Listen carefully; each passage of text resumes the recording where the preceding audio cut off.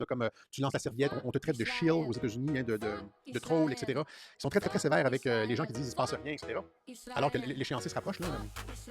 Et c'est ce que j'appelle le paradoxe de l'influenceur pro-Trump. Les influenceurs pro-Trump comme moi, parce que c'est ça que je suis finalement, on reçoit des dons du public, vous comprenez, et ce qui fait en sorte que notre situation est quand même assez enviable.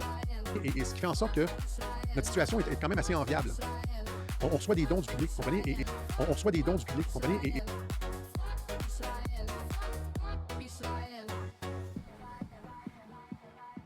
attire l'attention sur ce qui se passe là, ça fait parler des enquêtes, de la CIA, etc. Le timing est absolument incroyable pour se retirer comme ça.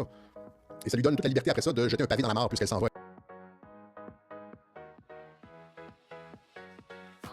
Qu'on fait mousser, qu'on fait monter dans l'attente des patriotes, il se passe toujours rien. Ça, c'est vrai. Comme le disent le coquinda, comme le disent le coquinda, comme le disent le coquinda, comme le disent le coquinda, comme le disent le coquinda, comme le disent le coquinda. C'est pas du tout un échec, là. C'est pas du tout un échec, là. Frapper, etc. Et donc, on tend vers l'illimitation, l'illimitation, l'illimitation, l'illimitation, l'illimitation. On n'est pas impliqué là-dedans, là.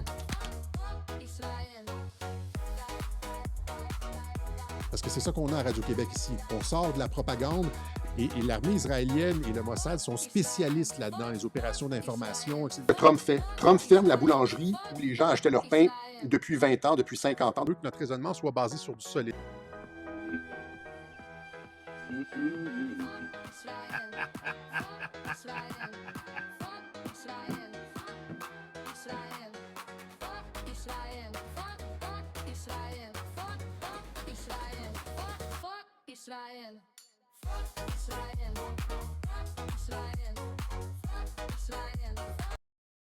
Future.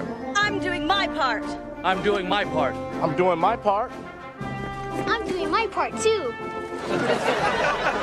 They're doing future. I'm doing my part. I'm doing my part. I'm doing my part.